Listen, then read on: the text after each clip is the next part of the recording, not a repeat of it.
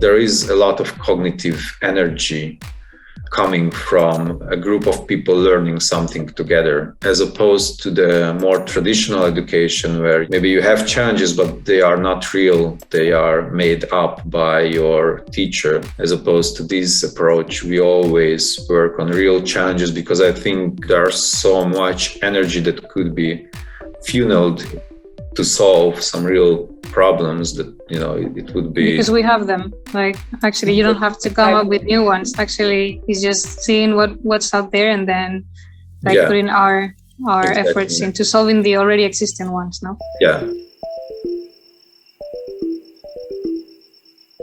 El invernadero de We the Root.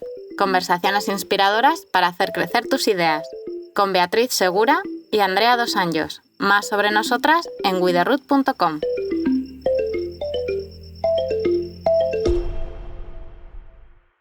Hola Andrea, ¿qué tal? ¿Cómo estás? Muy bien, muy emocionada del invitado súper especial que tenemos hoy. Sí, la verdad que con muchas ganas de empezar. El episodio de hoy va a ser un poco diferente porque vamos a hablar en inglés, because we're going to talk about an international event which is able to develop learning scenarios, opportunities, and a community where people like you and me, we can learn the soft skills needed by working on real social and environmental changes. We have today with us Maxim. He describes himself as someone who likes to build things, kind of a designer, kind of an entrepreneur as well, kind of a researcher. And he also works in the fields of social justice, education, ecological safety, and design, among others. And he's the founder and director of Holis. How are you doing, Maxim? Hi. Thank you for having me. I'm doing great. Thanks. Yeah, I don't know if I missed any of the many things that you do nowadays with the description. So I hope it was as accurate as possible of the many things you have now doing. Yes, it was accurate. Thank you for the introduction. I mean, I think that's my weak point, that I'm interested in too many things, and this is why I'm starting and getting into so many different things. But yeah, it can be a strength as well, as we will see later. Mm-hmm.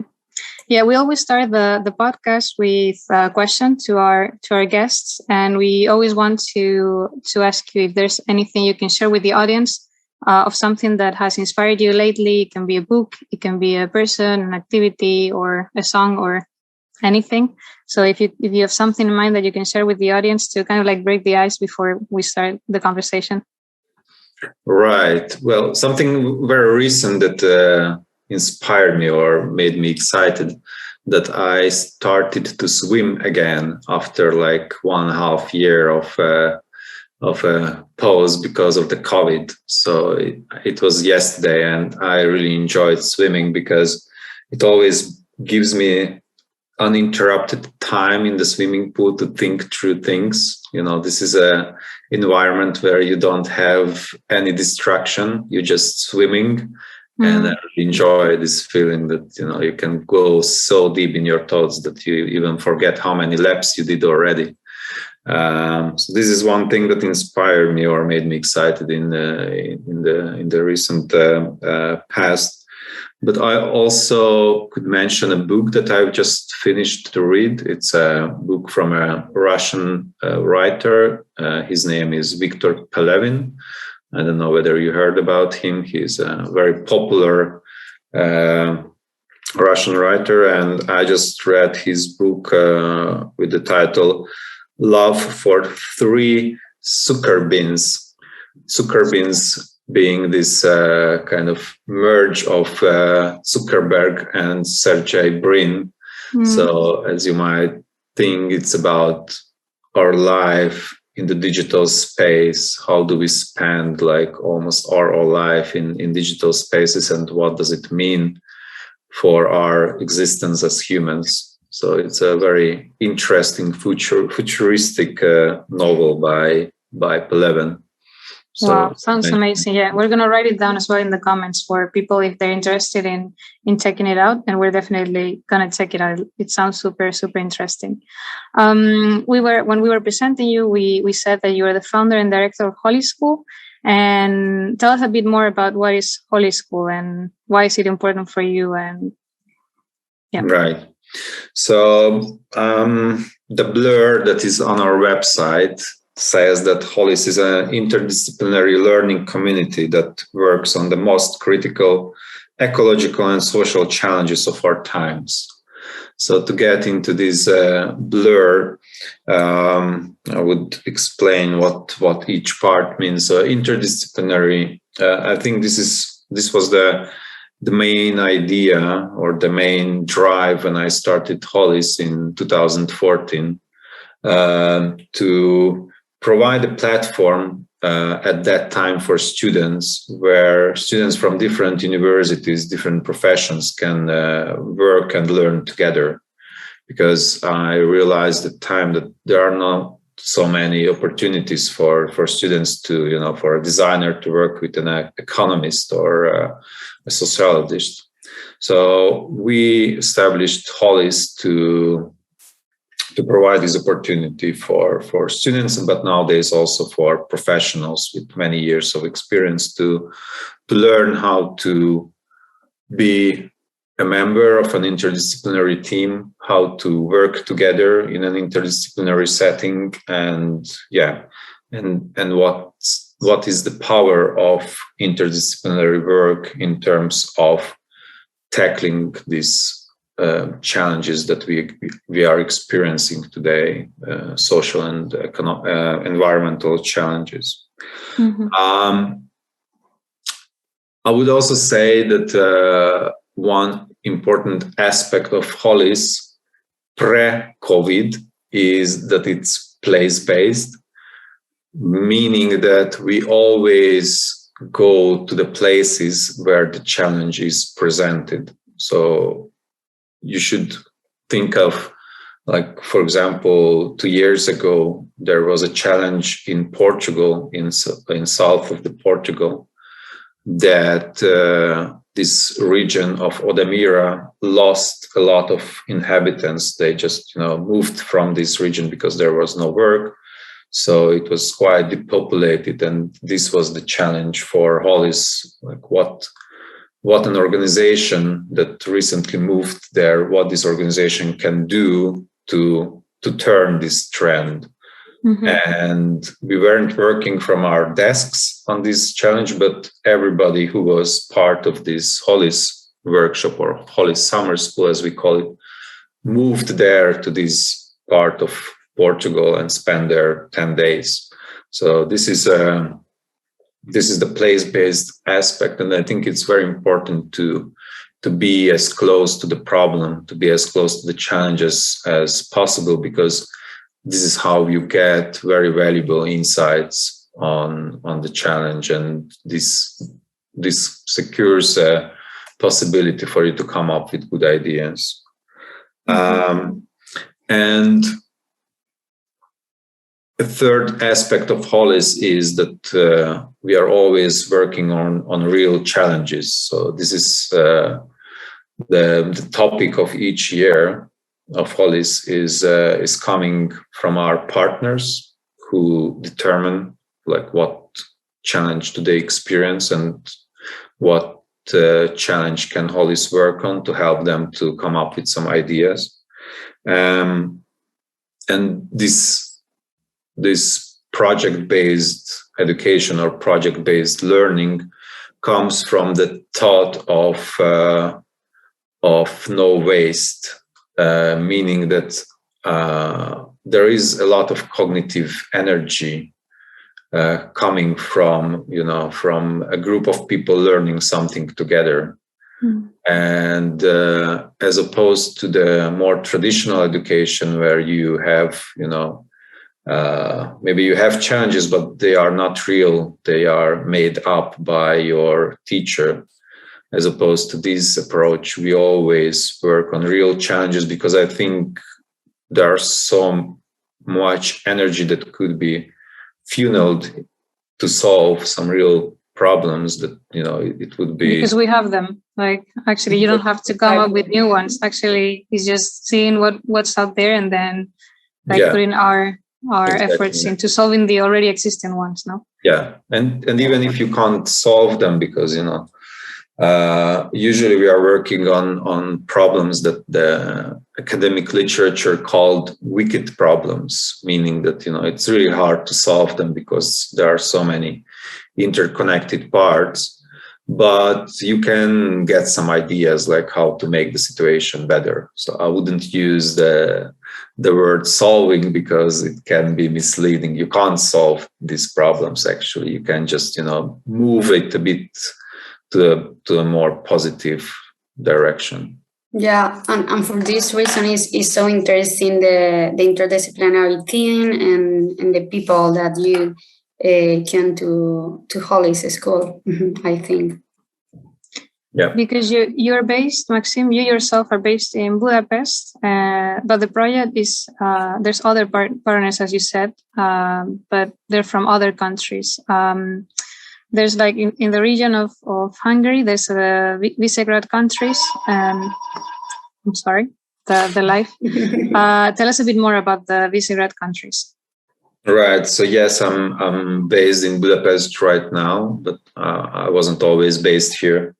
So Visegrad countries means 4 countries in Central Europe. It's Poland, Czech Republic, Slovakia, and Hungary. And these 4 countries are having some kind of agreement of collaboration. So the reason that we are focusing most of the time on these countries is that they are very close to each other, one, and the other reason is that our projects are often supported by the International Visegrad Fund, which is a foundation that supports projects and collaboration between these countries. So this is the reason, but we are not kind of not focusing only on the Visegrad countries, but also focusing on other European countries. As I told you already, that we've had a Holis school in Portugal, and we are planning one next year in Luxembourg, and maybe even in UK. So we are quite international in this regard. And you have a lot of stakeholders, as we know. Who else is involved? Partners, alumni, that all the people that involved in the project. Right. So we have some partners or people who help us who are more temporary, like project-based. They joining the project from year to year. And for example, this year we have some experts. One expert is Melanie Berry. She is based in US, and she works at the Center on the Developing Child at the Harvard University. I'll talk about her later. Or we have Roland Harwood, who is based in London, UK. But we also have Noelle Dai from US again. She is a facilitator this year. Other facilitators are coming from the Visegrad countries, from Slovakia, Czech Republic, and Poland. So these are the like project-based stakeholders. But we have a board, like a board of people who are advising Holis how to develop it further and how to make it better. The board is mostly based in UK because I've been living in UK for several years, and these are my connections who were very kind to agree to be part of the board of Holis. And each year we also have a kind of partner organization that helps us to come up with the challenge for the year. And this year partner organization is Porticus, which is a big foundation, and they have a early childhood development program that they will run in the next 3 years, and this year Holis is part of this 3 years program. That's super interesting. Yeah, I'm sorry I had to leave, but working from home is like, it needs to be over soon. Sorry for the interruption. So I think it's very interesting, like everything that has been happened during these years. But how did the idea come up for you? No, like how did you gather the partners? You explained a bit that there was a need in education and for students, now for also professionals to get involved in this topic. But one day you said, "Hey, I'm gonna do this, and I'm gonna talk to these people. How did the whole thing started?" Right. So at the time when the idea of Holis came to me, I was working at the Moholy-Nagy University of Art and Design. It's a design university, one of the best design universities in Hungary. And I was running a design agency for them, meaning that I was running real project coming from the business sector or from the public sector or NGOs. These organizations were seeking collaboration with the university to get help on some projects. Quite soon I realized that, even though designers tend to think about themselves as almost gods, they are not, and there are some parts of a project that they just can't deliver, it was a problem from the perspective of the client, because they had like half-baked outcomes, and this is why I thought that it would be great to have a place for students from different universities to work on real projects, because basically this is how they will work in real life after they finish the university. So the earlier they start to learn how to collaborate with other professions, the better, because then as they finish the university, they will be able to do that already.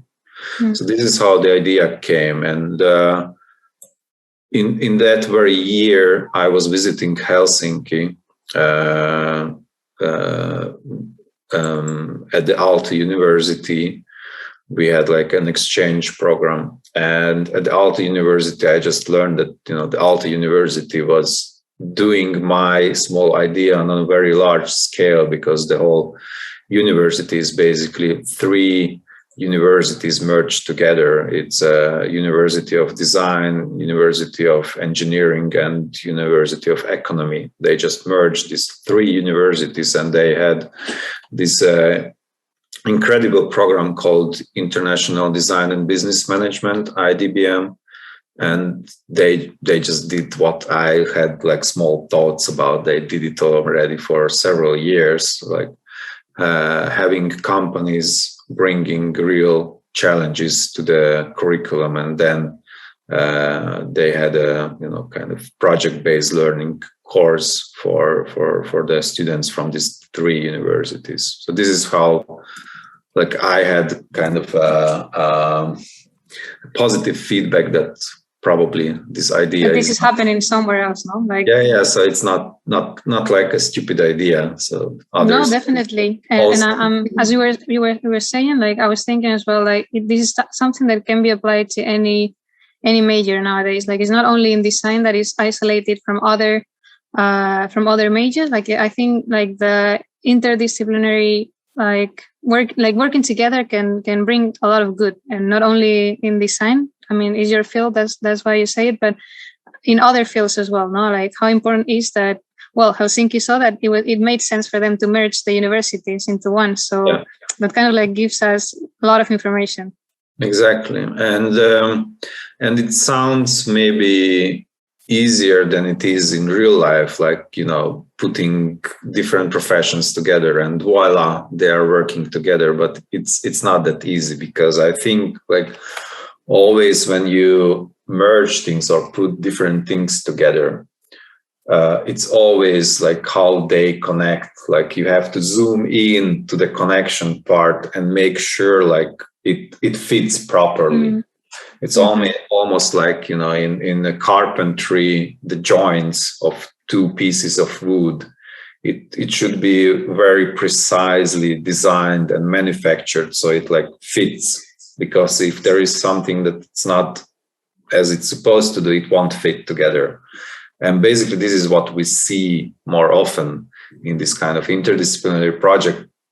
They just say, okay, you work together, you different disciplines, and nobody understands each other. The collaboration part, right? Then nobody pays attention how these two different professions will communicate with each other, understand each other, etc., etc. So it's a very interesting field, or I'm really excited about this.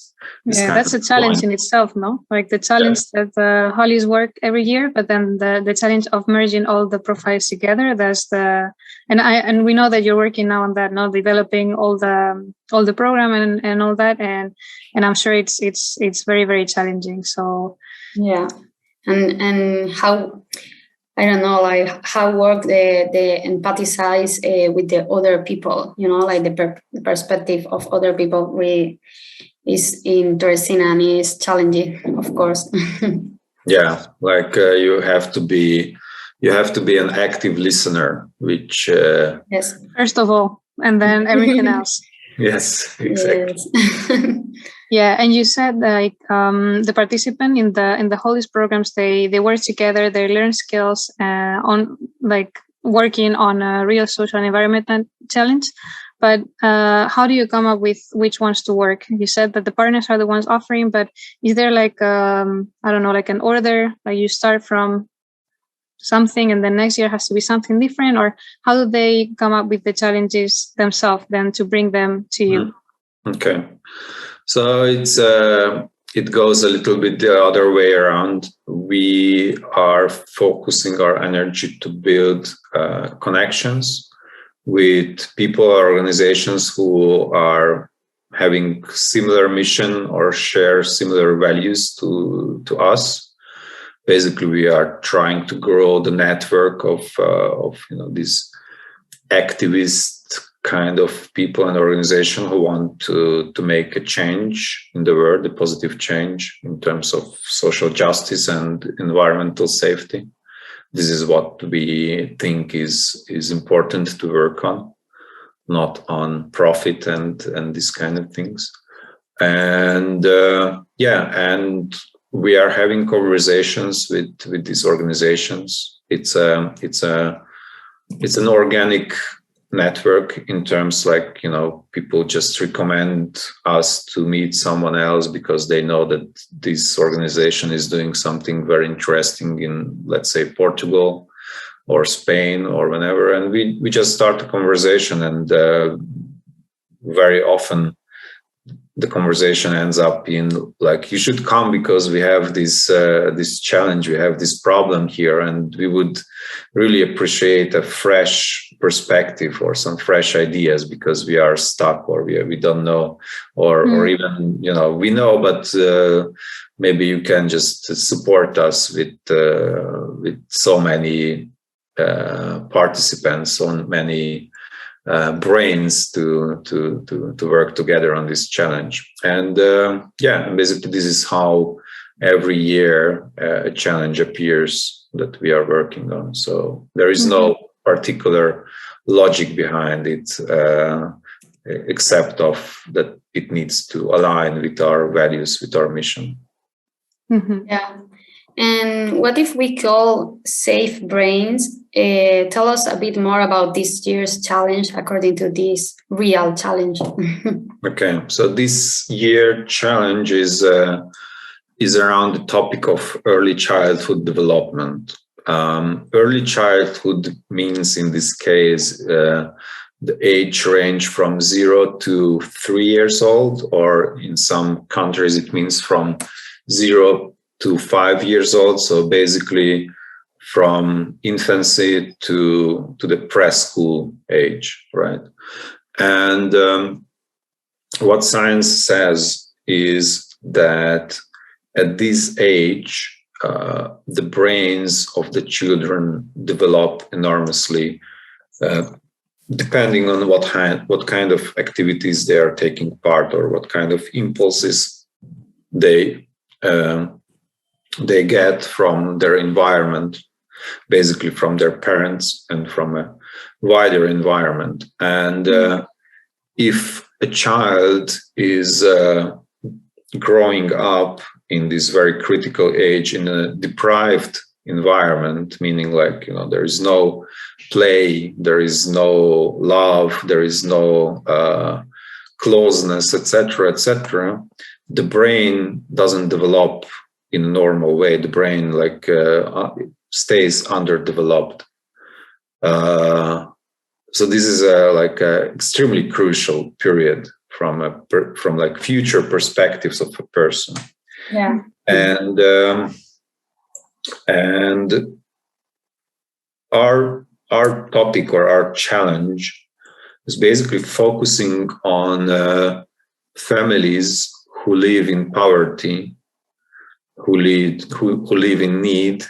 Like what can we do to help them with these early childhood development activities? Because usually these families have challenges to provide this kind of development activities to their children because of many different reasons, because they are very stressed about everyday's problems. They experience their own challenges, and if we can help somehow them, like if we can think of a systemic way that either their close neighborhood or the village or the city or the region or the country can provide some kind of service to them to help with this early childhood development, then it's a way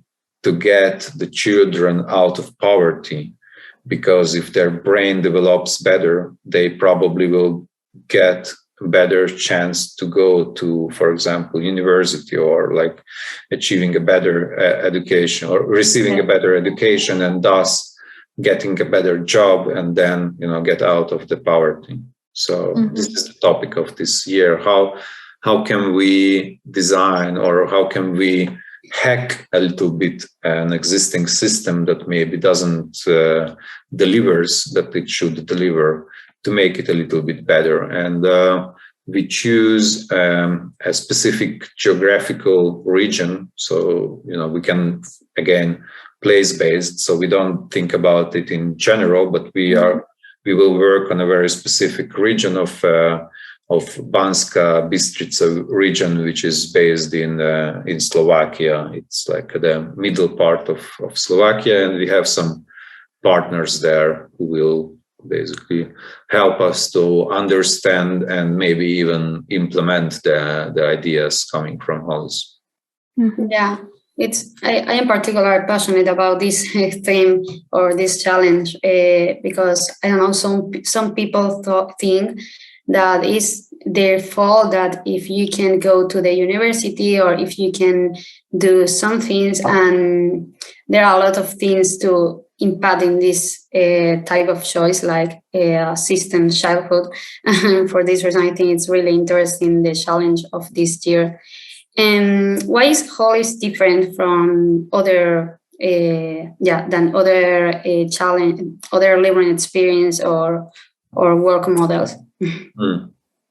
So for one, as I've mentioned already, is this project-based approach. Although I must say that I see it more often and often appearing in the traditional higher educational system, which is, I think it's a very good thing that more and more project-based education is popping up in different universities across the Europe.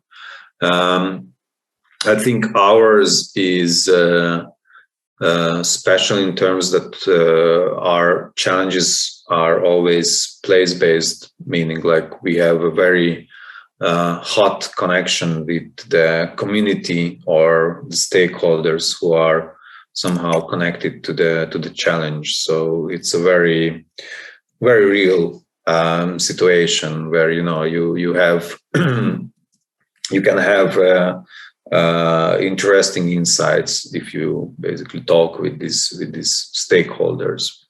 And the other thing that differentiates us from other learning experiences is the interdisciplinary part. Like, we are not focusing on one profession, but we are trying to get as many different professions that are relevant to this year's challenge, and teaching them exactly this kind of collaboration skills, like how do you set up a team? How do you decide how you are making decisions? How do you communicate with each other?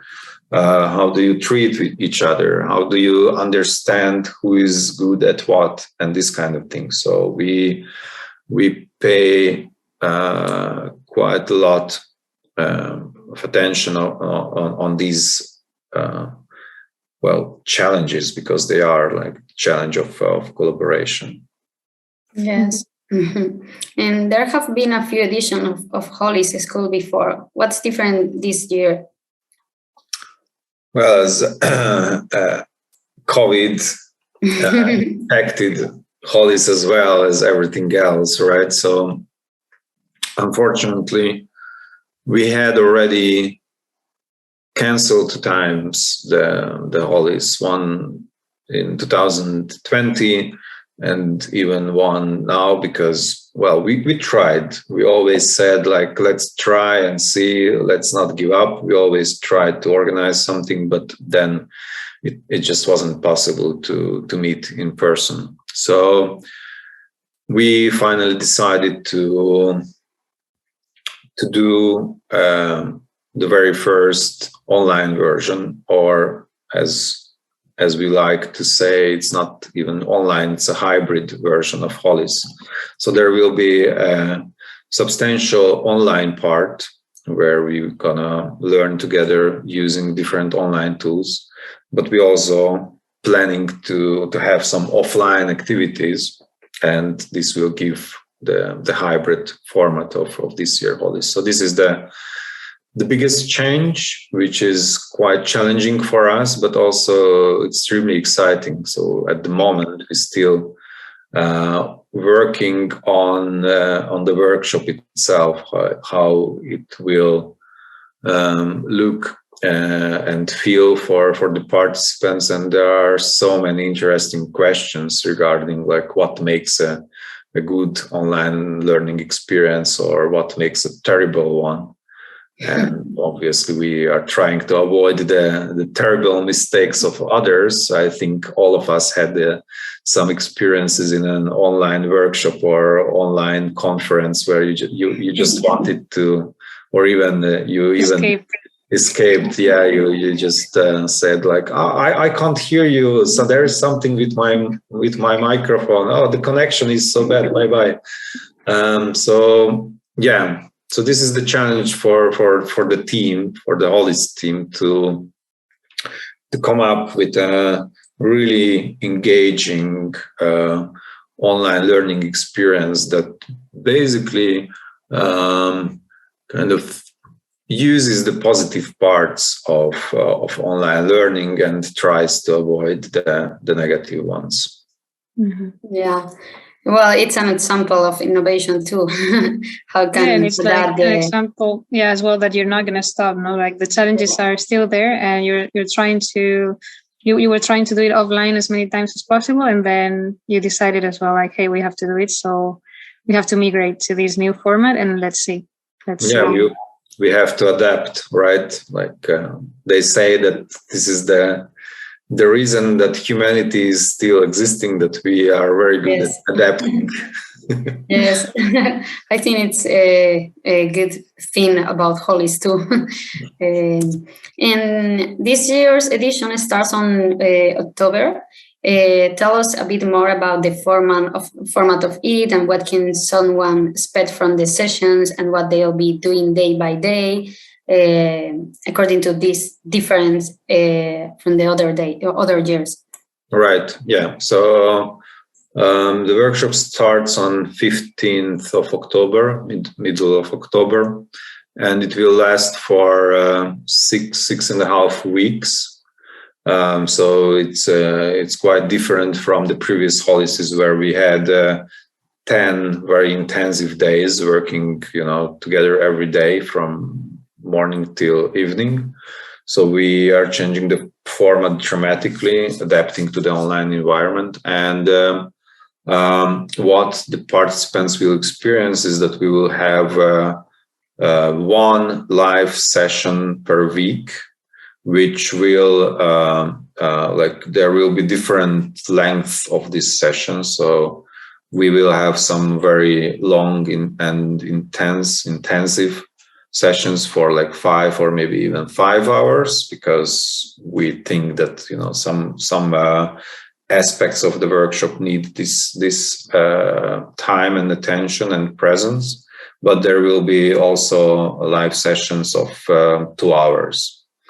So every week we have these one sessions for the whole cohort, like for everyone. And then participants will be assigned to teams. So the size of the team is quite small. It's a maximum of 5 people, because I think this is the size that allows for meaningful collaboration in the online space. Everyone has a say, everyone is listened to, etc., etc. And these teams will work also individually after these live sessions. Basically, the live session is about delivering new knowledge to the participants and also discussing how they understood this new knowledge, how they understood the tool, the methodology, etc. And then they will go and as a homework apply this new knowledge and basically work on their project, developing a project across these 6 weeks. Right? Okay. And at the end of the 6 weeks, they will have a ready proposal for the stakeholders, and we will arrange a presentation session where each team will present their idea for a board of experts and stakeholders. And these experts and stakeholders then will provide a very detailed feedback to these teams, so they understand if they come up with a brilliant idea or if they failed somewhere, and if they failed somewhere, why. I think it's a very important part of, or should be an important part of each learning experience, to provide a very detailed feedback for the participants. This is something that I keep missing from other workshops that I was attending or leading. Yes. And who are you looking for to participate? That's a good question. I can't say anyone and everyone, but almost. So I think the best way to describe the person who we are looking for is someone who, reading about this year's challenge, can relate to this challenge, either because he or she is very interested in this topic or just got excited about the topic. Yes. Or if he or she thinks that his or her profession or knowledge can contribute to make this positive change that we are aiming to make, right? In terms of age or professional experience, I think it's quite a wide range, but I would say it's better suited for people who are in their last 2 years of their university studies. So starting from MA studies, probably this is the entering point. And there is no end for, on the other side of this spectrum. I think anyone who already have 10 plus year experience will also find something very useful in Holis, and we are getting people with this kind of professional experience attending Holis because they maybe miss new challenges because they are doing a very routine job at their workplace, or they want to try new theories that they learned about, but they don't have the opportunity to try it in a real situation. So this is something that people are looking for at Holis. Mm-hmm. But also something very important, people are seeking to be part of a network of people with a similar drive regarding social justice and environmental safety. So if you're looking to be part of a network, of a community, of a learning community of this kind, so then I think it's also, Holis is also for them. Yes. And they can be based anywhere, right? Because the good part of this year's edition, there's many good parts, but the extra one that it wasn't included in the previous one is that you can be anywhere. Because it's going to be hybrid, so you don't have to go to the place itself, but from wherever you are, you can join. You just need internet connection, the laptop. I guess it's going to be in English. All the sessions are going to be in English, and then that's it. No, so I think that's also a good thing that is bringing this new format. No, to be able to host anyone that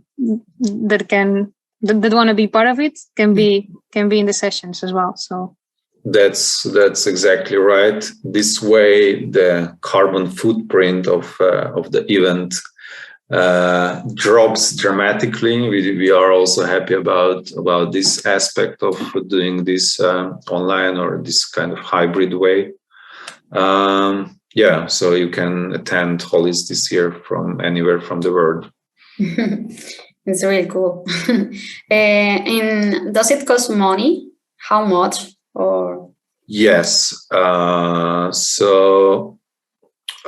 We have 3 different tiers of participation fee, because the main idea here is to keep Holis as accessible as possible.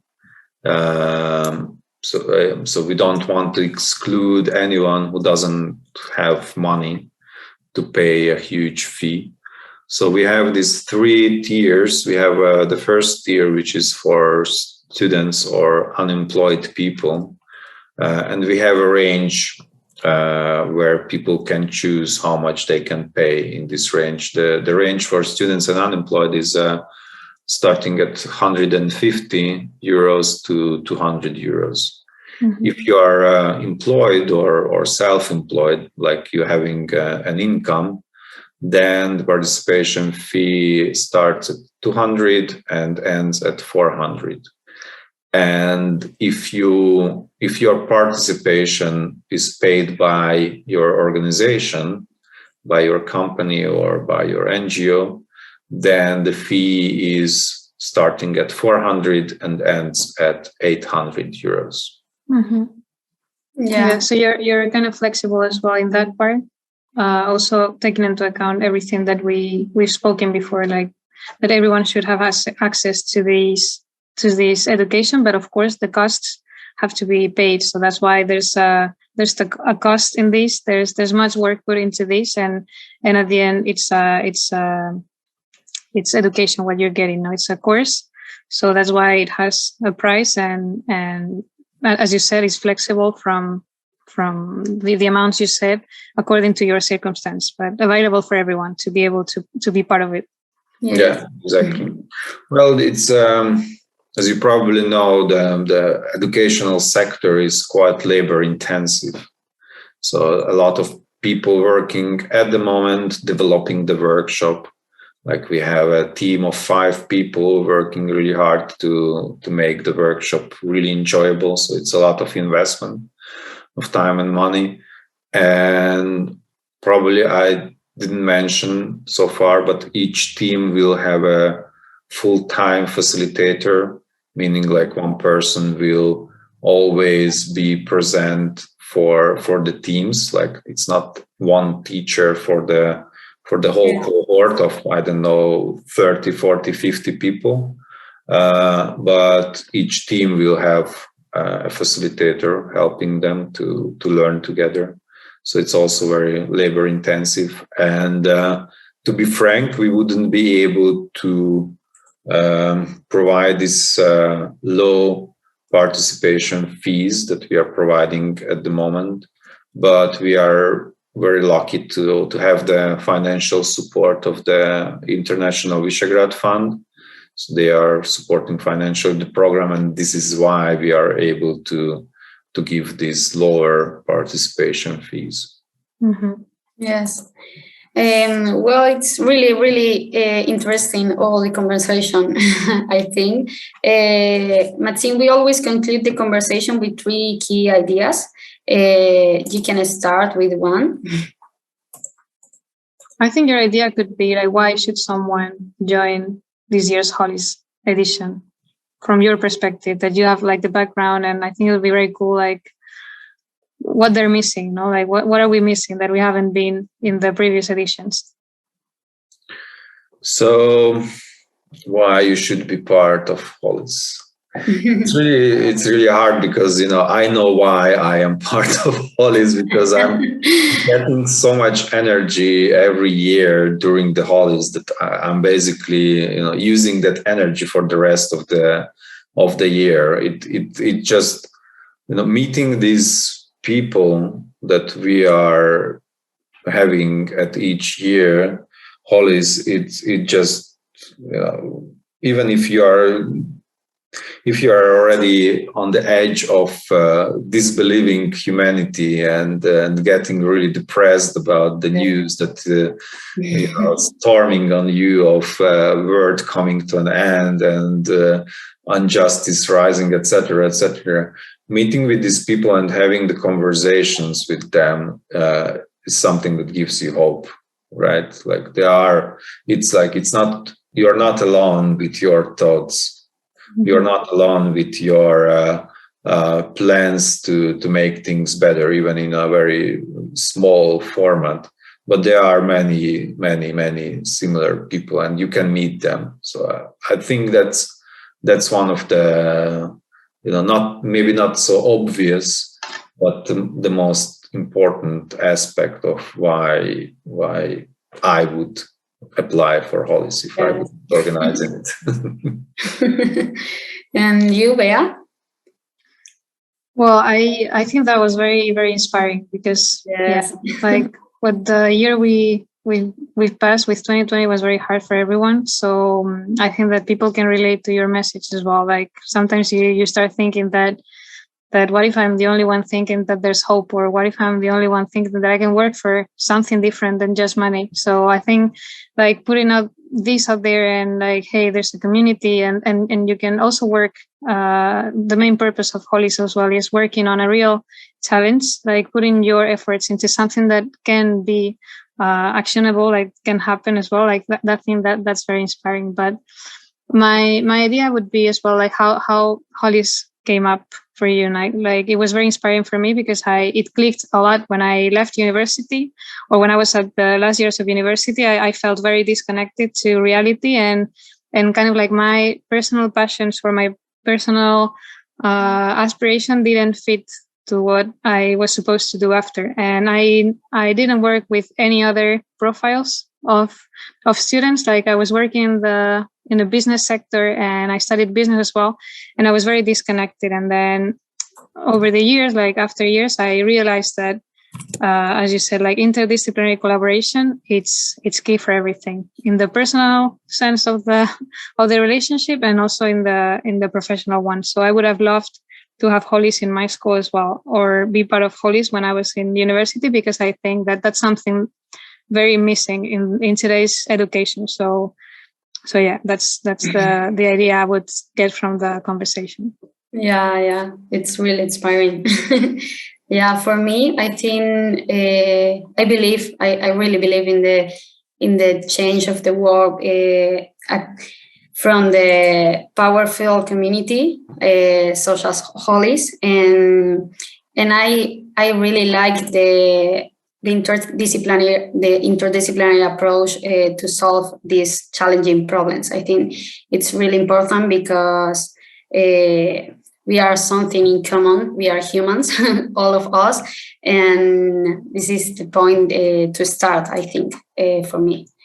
And yes, thank you so much, Maxim. We enjoy this conversation and we enjoy work with us. And yes, and we hope it was inspiring for the audience as well. And if we didn't get the point of what the whole Holis is, we just encourage you to go to the web and check all the videos from previous edition. Everything is way better explained than Andrea and me we did. Maxim, you did pretty well, but I don't think so, but thank you. just go on the web and get inspired, because the work that Holis is doing it's very inspiring for everyone. So if you want to join the edition, the application is open. So we encourage from here that if you feel that something clicked on you, just go on the web and apply for joining this. One last piece of information, that the application deadline is the end of this month, end of September. Yes. Important. So don't wait till the last day to sign up. Okay, so we leave it here. Thank you very much again, Maxim. I think it's very valuable what you're doing with Holis. We're very inspired to be working with you as well, and we hope that this content it's very inspiring someone that is listening now. And we can't wait for the edition to happen, and let's see if in the future we can do the edition offline again. Yes, definitely. Thank you very much, Andrea. Thank you, Belle.